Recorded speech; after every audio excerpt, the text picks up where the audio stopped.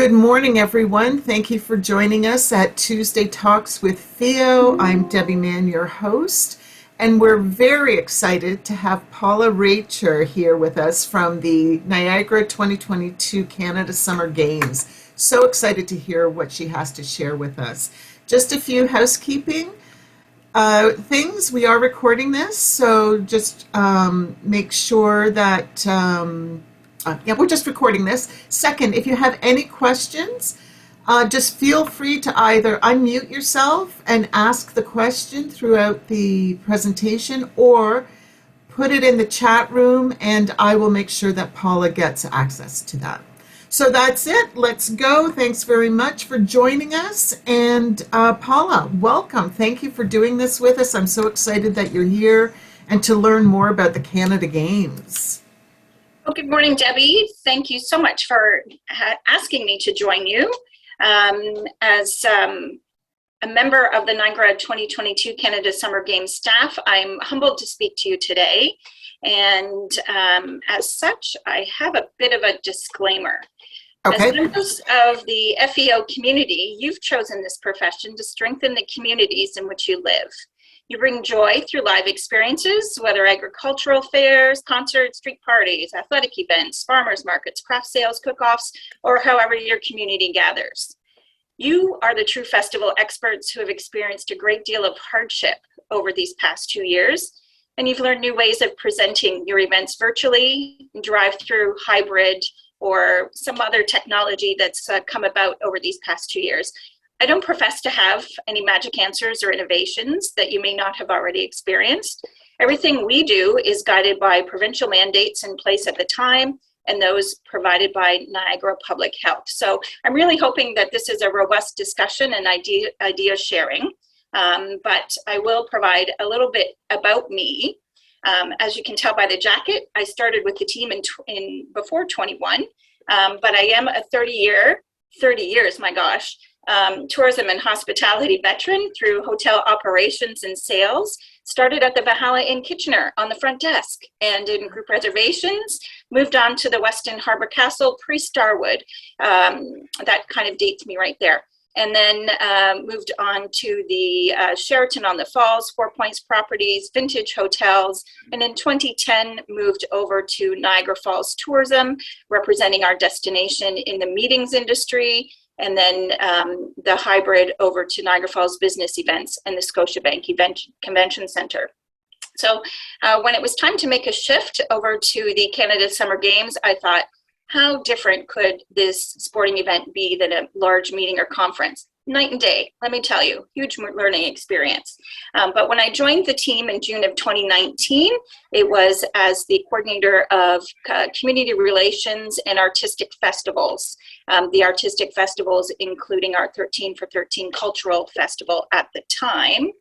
And then the shoes dropped, and with the pandemic, and our postponement was announced in September of 2020. We weren't going to be able to deliver the experience that our Niagara residents were expecting for the athletes and visiting coaches and families and spectators. So the Niagara region requested that we shift dates. Not a small undertaking by any means, as you all know, postponing events. We needed our sport and staff needed to coordinate with all the national and provincial sport organizations to find the window that would work best in 2022. And turns out it's the exact same dates, just shifted by a day. So August 6th to 21, 2022 are our dates. And as such, my colleague at the time who was responsible for ceremonies and events had a COVID baby. So they added her portfolio to mine, and we've got a small team that helps to execute, and they added ceremonies, Niagara Place, which wasn't a part of our initial bid submission, and is our daily festival site that we'll get into a little bit later, and all of our internal events where we are supporting our other departments with the meeting and conference requirements that they have. So that's a little bit about me and my role. So today we'll talk a little bit about the games overview. My areas of responsibility, functional areas, the festival events overview, and then let's have an open conversation along the way. So about the games, the Canada Games franchise is Canada's largest multi-sport event, hosted typically in the odd years opposite the Olympics, alternating winter and summer. It really is the sport vehicle to help Canada's up-and-coming athletes on their journey to perhaps Pan American Games or the Olympics. So far, 22 communities across Canada have hosted a Canada Games. 6 months following us will be the PEI Winter Games. So the planning is always in play, just like the larger sporting events. And across Canada, we have over 700 communities that have their athletes come and join us. So by the numbers for the Canada Games since '67, there have been 27. We will be the 28th edition. There have been over 130,000 athletes come through the system with over 100,000 volunteers, which then go on to contribute to their communities and other events that may be hosted there. And all 13 provinces and territories are represented. Some of the more famous Canada athletes that you may recognize that have come through the Canada Games franchise included Adam Van Couverden, Eugenie Bouchard, Andre DeGrasse, of course, Woody Belford, wheelchair basketball, Harley Wickenheiser, Sidney Crosby, just to name a few. There are so many great athletes that have come along through the system. So our games, we are the 28th, and will be hosted August 6th through the 21st of this year. And our tagline, once and for all, meaning that with the rotation across Canada, while the games may come back to Ontario again, and they were in London, Ontario in 2001, more than likely that they're going to come back to Niagara, not really. So we're going to host them once. This is our once and only shot, and they're for all of us as Niagara residents and residents of Ontario to come and watch, participate, and just really experience the games. So, it is our mission to provide the transformative Canada Games experience for the Games participants, our people of Niagara, and in doing so, create stronger communities. Niagara, with its 12 municipalities, sometimes it's hard to have an overarching event that provides some unity, and we're starting to see the Games as a catalyst for that here in Niagara. Inspire, transform, and unify in all of our interactions with volunteers in the community and in all that we do. We're hoping that we are living our vision every day. Dr. Barry Wright is our CEO, and he loves our vision. So our Niagara 22 Games by the numbers, we're anticipating 4,500 participants, including the support staff and coaches, and that's given a normal games year and without travel restrictions and that sort of thing. So that's really what we're aiming for at this point.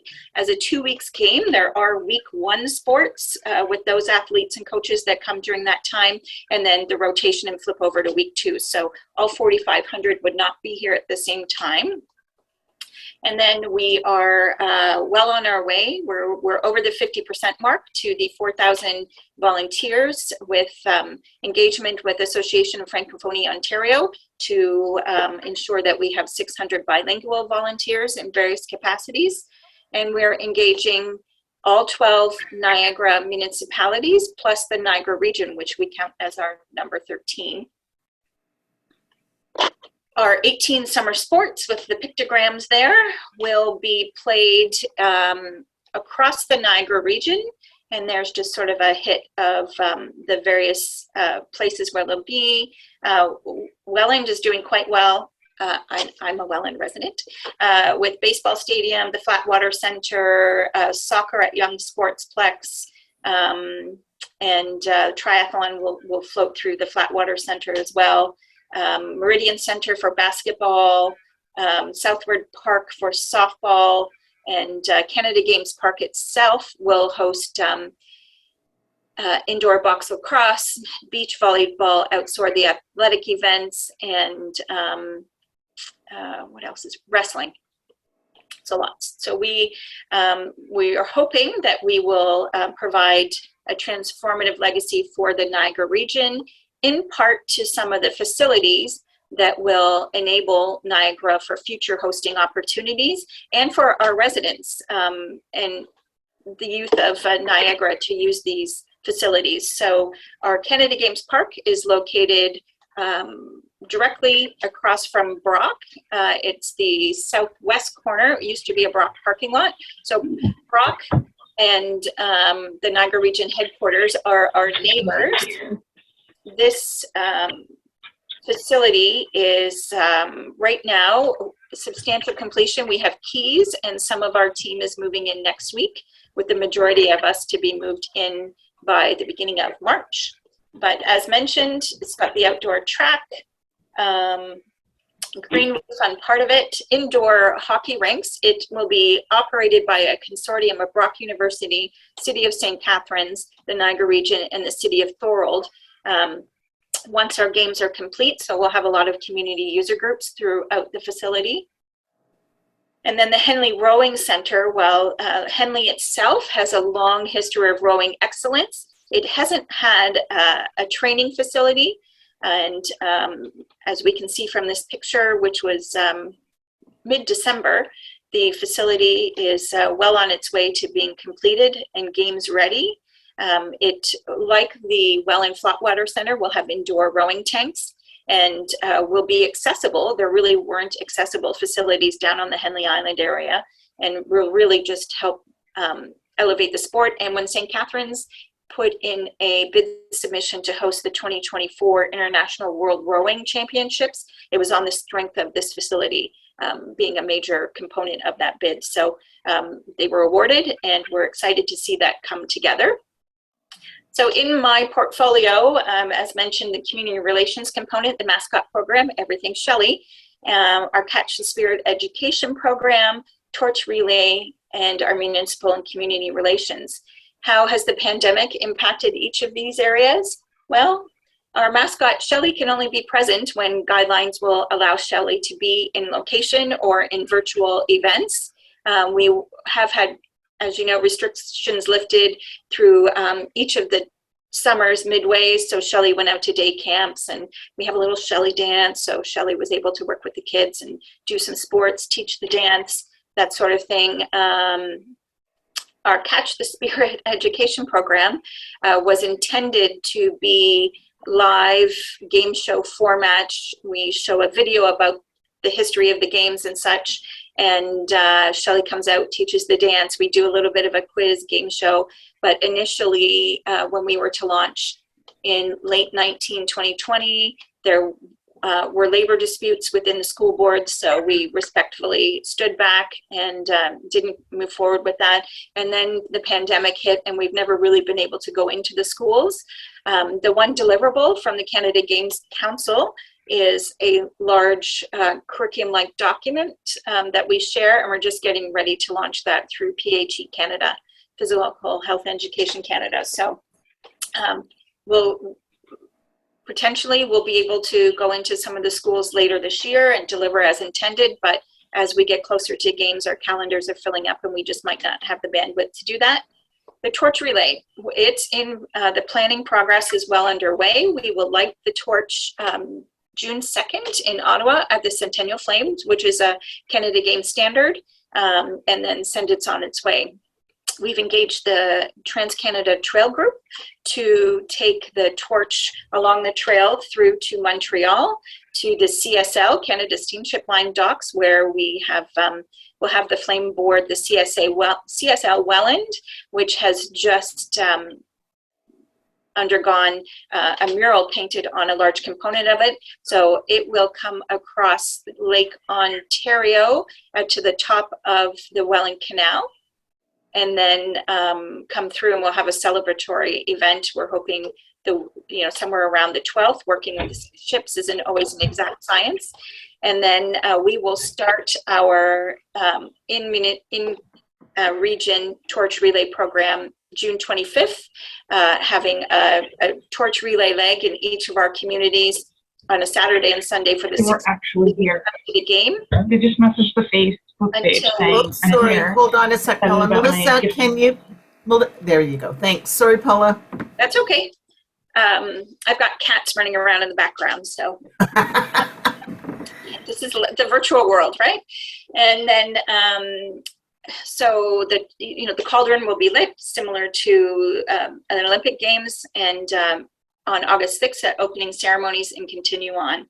Our events include the opening and closing ceremonies, Niagara Place, our daily festival site, which is outdoors, our 13 for 13 cultural festivals hosted in each of our municipalities, which I'll get to a little more in detail, and then our internal meetings and conferences. Similar to a corporate meeting planner, we support our internal departments with their technical conferences that they need to host with the sport reps.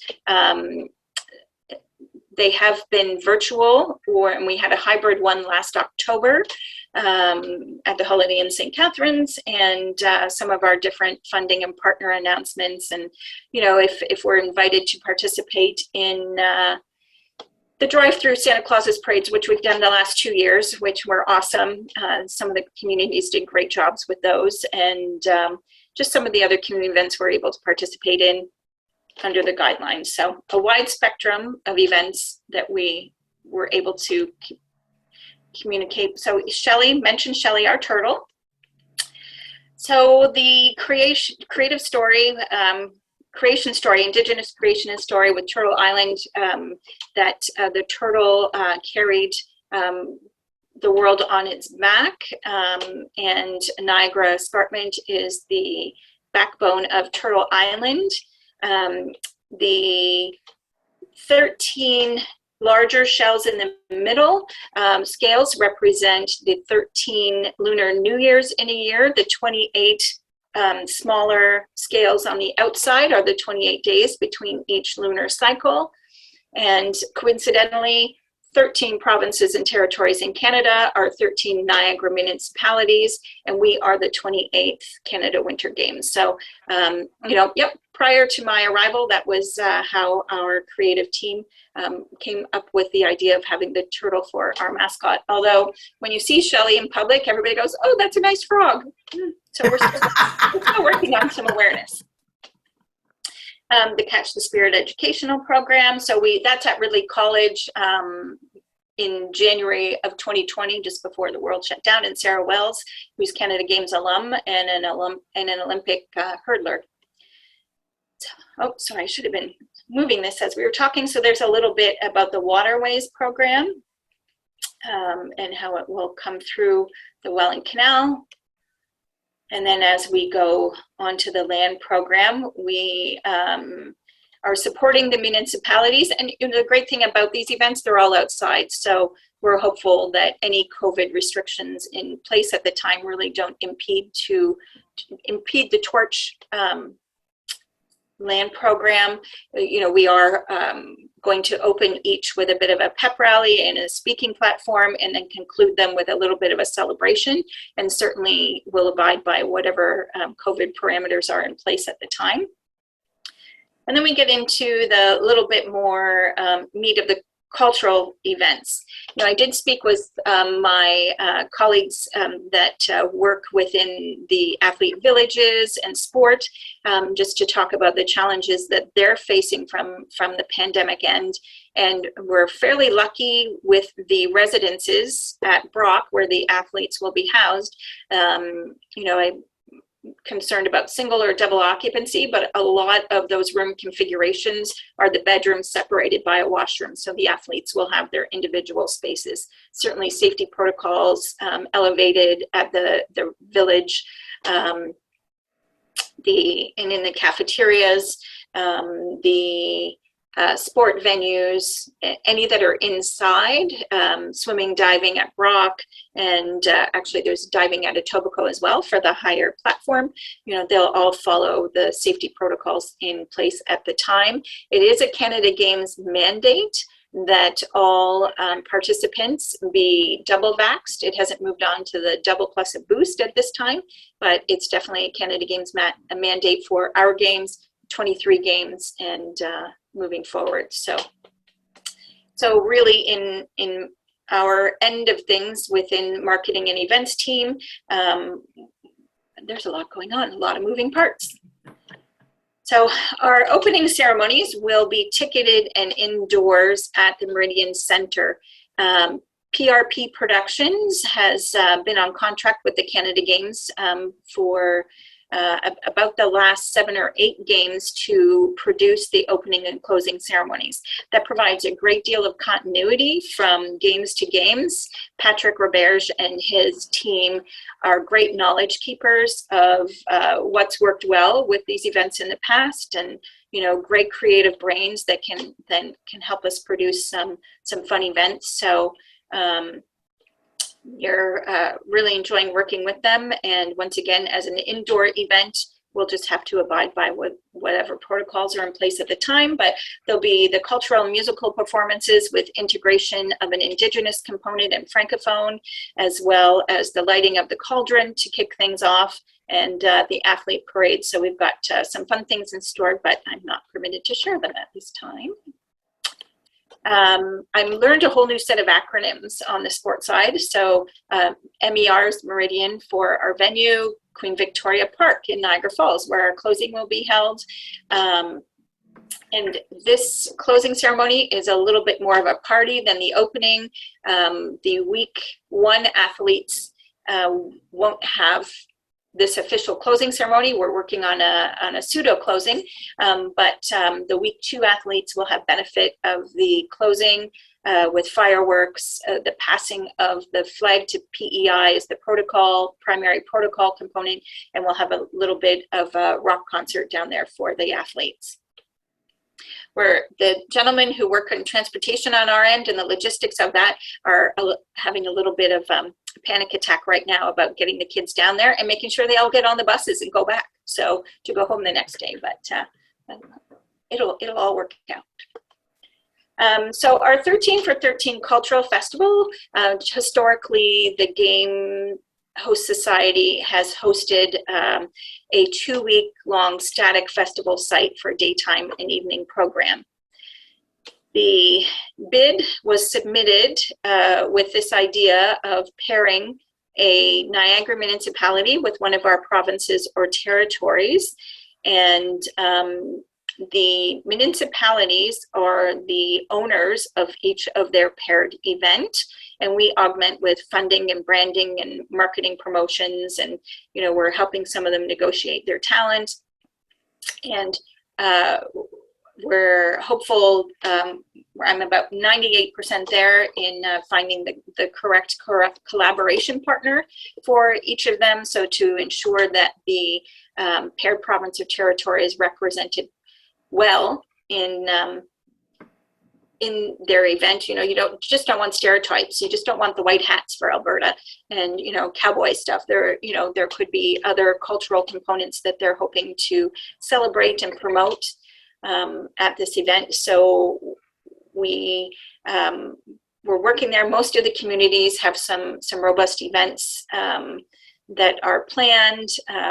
We've got Niagara on the Lake is paired with BC, so there's that natural synergy of wine region, but they want to promote some younger entertainment. Said the Whales coming, the Trews are going to come to the Nova Scotia event at Old Fort Erie.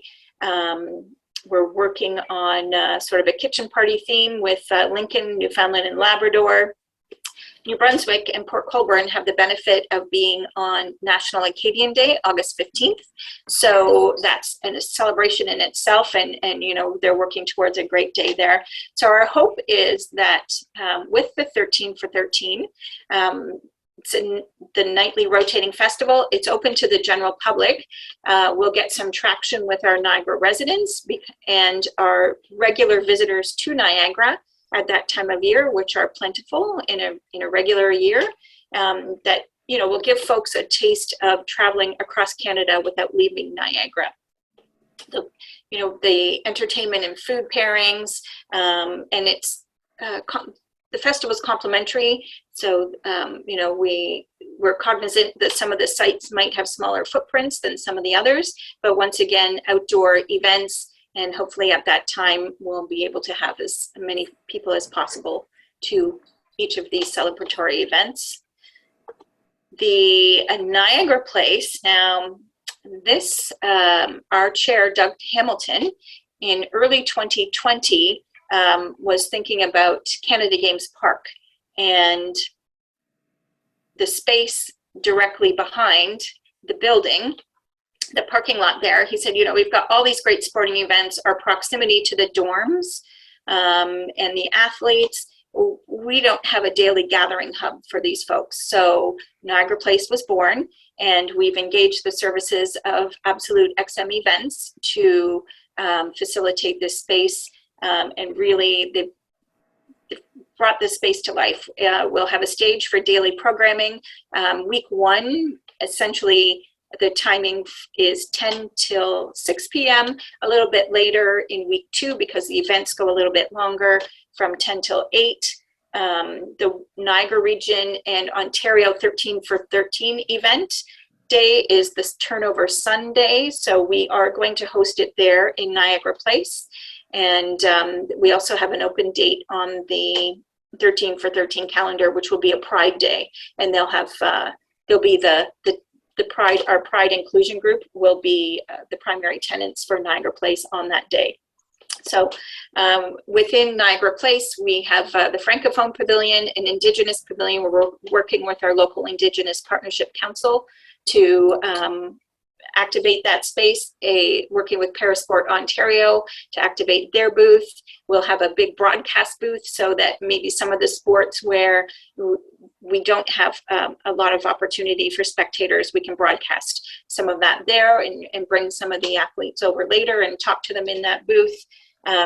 Hope to have some farmer market areas, and the vendor forms are just being shared this week for local artisans, food and wine vendors, that sort of thing. So it'll be a very active spot, but our challenge, because there's always a challenge, is our proximity in week 2 along the track. So we just need to ensure that we don't have really loud programming early in the morning or during sports concerned, that if the starter pistol can't be heard, and the starter pistol will be mic'd, but if it can't be heard, then the athletes might have an opportunity to dispute some things there. So we're working with a talent selection program to ensure that the heavy rock concert band isn't on during those times, and we're engaging more community groups, and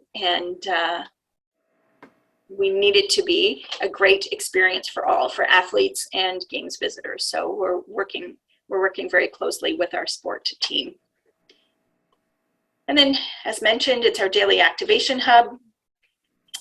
We've had a lot of great submissions, and a lot of keen moms. And we had one lady say, "My daughter's only 12, but she's an excellent dancer." So she sent us her video, and she's under consideration for activation that day. And then some of our other events, our milestone events by Canada Games Council. There are a number of events that we are mandated to host. Again, Games Time, the Hall of Honors, our medal reveal, our VIP receptions, and various press conferences. We've held our 2-year out celebration twice now. So the first time in 2019 at the Henley Island, really just sort of launching for 21 at that time. And then in 2020, we needed to, it was a little lower key given the state of the pandemic at that time. We had the 2-year out event again. And then last year for the 1-year out, we were able to have CHCH at the track, which was completed at that time, and have Shelley Marriage compete in some hurdle. She did some hurdles with some of the local athletes, and then one of our parasport girls, she was in a mayoral race in a wheelchair with the wheelchair athletes. So you just did some different things there. Our internal, the sponsorship 1 and 2, we've just held sponsorship 1. It needed to be modified. It was January 20th, from an in-person conference to the virtual conference such as this. Technical, we had actually in September of 2019, the sport reps came in to tour some of the facilities at that time, just to ensure that they're up to standard. So they'll do that again. And the mission staff, those are the ones in control of the provincial and territorial teams. So they tour the sport venues, and so we had in October, we had a hybrid event at that time. At that time, some I know the folks from Alberta weren't allowed to travel interprovincially. So, and a couple of the other provinces. So April is when we're looking to host the second round of that, and hopefully everybody come back. And as mentioned, participating in as many and all requested community events as possible. So just to give you a sense, in 2019, we hosted 13 various events. In 2020, 21 events, and so on, up to 37 last year, including Shelley's second birthday. We were only supposed to be with Shelley long enough to have one birthday, but Shelley has now had 2 birthdays with us. And at Games Time, if we include the daily activations at Niagara Place, we will, at a minimum, be executing 43 events over Games Time.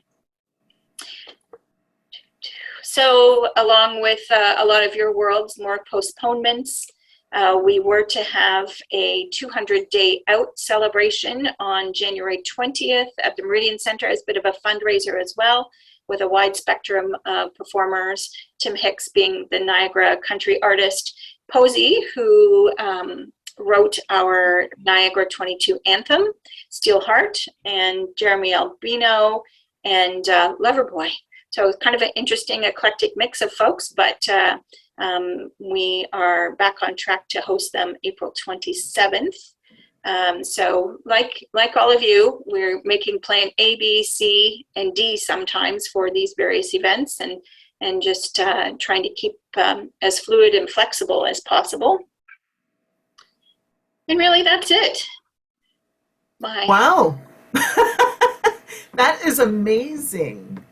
Wow, it has been a really long process for you. And you talked about, and so I'm curious, because you were supposed to have it last year, it was postponed till this year. How did that impact your staffing and through this pandemic? It was challenging. That week, actually, of the announcement, I was on vacation, so calling in, and unfortunately, we were gearing up to have a staff of 60. We were probably sitting at 40, and at time of postponement, unfortunately, we went down to a staff of 12.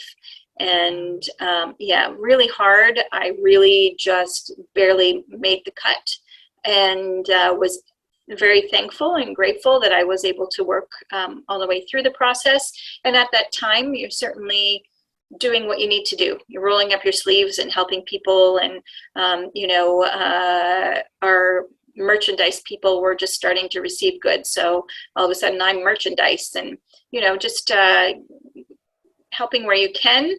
Certainly there were a number of us that were retained that took on some extra projects for Canada Games Council because their staff was low.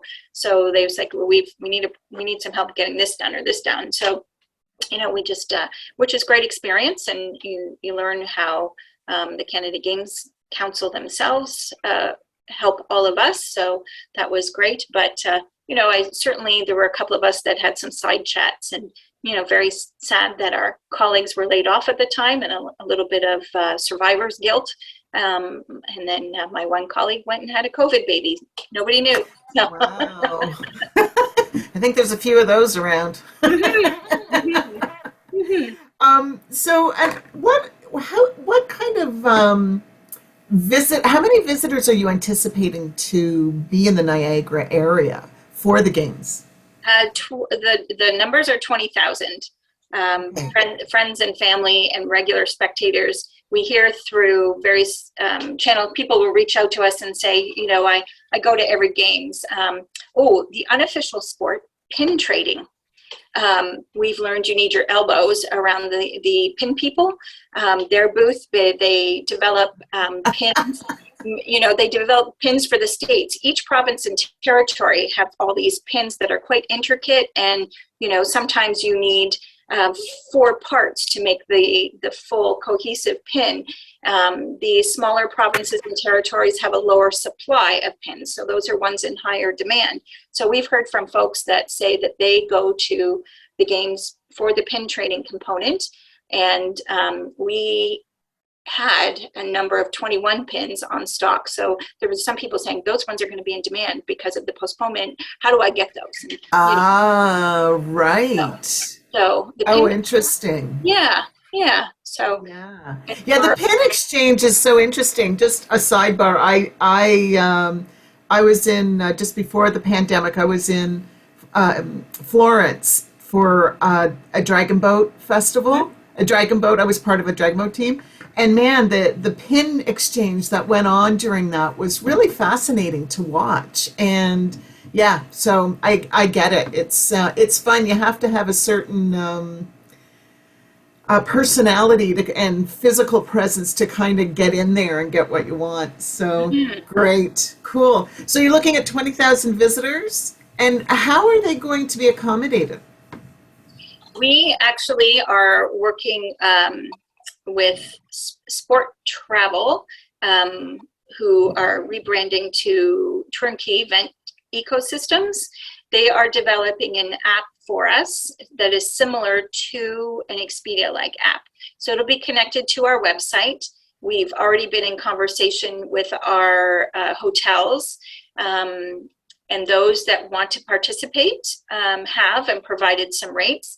One of the benefits in Niagara of the postponement is that when we went back to them to say, hey, summer of 22, the rates were a little more favorable than what they had been for 21. Everybody's, the hotel industry has been hit hard like everyone else. So some of those rates were a little bit better. So we'll have that on connected to our website. And so there will be an opportunity. Those same folks are operating our ticketing platform. So once you click through to that, you'll be able to go to tickets or hotels or both. And we do have a number of hotel blocks secured for our non-competitive sport areas. The future host societies need rooms. The PRP, when they come in to facilitate opening and closing, need a room block. Our multi-sport organizations from across the country. So we already had negotiated and set those blocks aside. And then the friends and family visitor blocks are in addition to those components. Nice. Mark Jordan says, awesome journey. Thanks for sharing it, Paula. And please, post any questions, unmute yourself, ask any questions that you may have for Paula about the games. When are the tickets going for sale, Paula? Are they up now, or? Tickets are on sale now, and it's structured so that the multi-day packs are offered first, and then it'll be individual day down to individual sport. And I'm not certain what the thresholds are for those transitions, but that's how it will all be structured. Nice. Okay. And have you, here's the official, that's Jay. Jay just put the official website up for you. Thank you. And Melissa, you have a question. Go ahead. Yeah, I'm sorry if I missed this at any point throughout it. I did have to step out a few times, but I'm just wondering what the public perception locally is around this. We have a festival happening too, so just kind of wondering how you guys are tackling that, or if everything's really positive. Primarily positive. I've heard some pockets of, like any major games, when they're being held, there are the folks that feel the resources could be redirected differently. But overall, I think because the benefit of Canada Games Park, we haven't had a facility of that nature in Niagara. So the additional training facilities, the Brock Center of Excellence for Wrestling will move into there. So the communities, there'll be extra ice surfaces for hockey.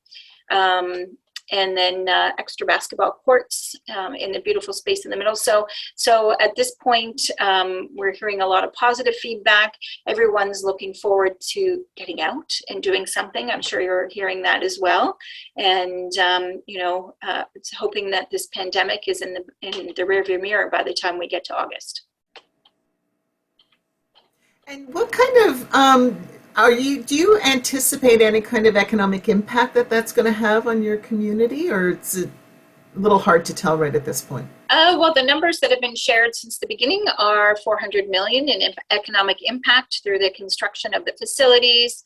We are sharing any of our requests for proposals for things from bleachers, medical supplies, any items that are needed to execute the games. We're sharing those RFPs through the Greater Niagara Chamber of Commerce website, through Niagara Region Economic Development, and through our own website, so that Niagara businesses have an opportunity to bid if they have the capacity to support those items, timing, signage, all kinds of things. So nice. And Jerry has a question. Paula, can you share some details about your marketing plans, channels, mediums, markets, key messages? Sure. Victoria Wixton's our director of marketing, and she's an incredibly busy and talented lady. So we have a number of different aspects to the marketing component. We have a digital marketing manager who's responsible for all of our social media and our website content, and Kelly Ring's doing a fantastic job with that. We are working with, actually, where did I have it? It might be in the other room. There are a lot of media buys. Sorry, I'm going to forget them all. And that Victoria is working with. We're working with the Ontario Transportation Information Centers to have our games material there in the spring and information. So it's a multi-pronged approach, and I'm really sorry that it's not one that I have at the tip of my fingers or readily available. Thanks for that, Paula. Does anybody else have any questions? We have time. No? Okay. Well, Paula, I don't know if there's anything that that we didn't learn already. It was a wonderful presentation. Thank you. Welcome. I just have a question. Do you just target, like, who's your target audience? Is it just Canada? Do you do down in the States as well, even though it's a Canadian sport? Just out of curiosity. Primarily Canadian. Our target market. We're hopeful that, being a border community, maybe there'll be some traction, maybe more sport specific, but, the Americans aren't competing in the games. So, right. they may not. Right. Maybe not, right. But, okay. Yeah. Alice says, we've had to postpone our Ontario 55 games twice. Thanks for sharing your experiences. We've been inspired with many ideas. Great presentation, Paula. Thank you. Yeah. All right. Well, Kyle has something. Hello. Hi, good morning. Almost good afternoon. You mentioned a few items like some of the facilities that are going to be lasting as legacy pieces from hosting the games that you've had to build. I wonder if there's any other legacy items that come from hosting the Niagara or the Canada Games in Niagara that will be a lasting impact in the community. I think there really are. I mean, we talk about strengthening our volunteer pool, and because it really is, I was thinking this morning, it's one of those chicken and egg situations. We have the games to celebrate the athletes, but we can't do it without the volunteers. And our volunteer services staff are incredible, and really just the onboarding, the training. We have something like 480 leadership volunteers. So there's the chair for each of the functional areas, chair for each of the sport venues, and then the army of folks underneath each of them. So really from a volunteer threshold and what we're able to host in the future, I think that's fairly significant. From a cultural standpoint, We put out our call for artists in October, closed in on December 10th, and there were 189 submissions from across Niagara. We are using that call for artists to populate the daily stage as well as our 13 for 13s. And our artistic festivals chair, who's really quite well known in the arts community here, she's impressed by the depth of talent that we have here in Niagara. So we've shared that with the municipalities. So hopefully, there's greater awareness for our backyard talent, and those folks can get some more entertainment positions and paid gigs here in Niagara rather than having to go outbound. Wonderful. All right. Well, that seems to be it. We don't have any other questions. I think you covered everything that obviously we have, because there's no questions. So, Paula, I wanted to thank you so much for doing this with us. Did you have something else that you wanted to say? Well, I just wanted to thank all of you for the hard work you do in your communities, because it's been a rough 2 years. So thanks for hanging in there. I'm looking forward to going to your events. Wonderful. Thanks, Paula. And just a quick reminder that next week we have Judy Haber talking about sponsorship, so make sure that you get yourself registered. Thank you for joining us. Thank you for taking time out of your day, and have a great week, and we'll see you next week. Thank you, everyone from Festivals and Events Ontario.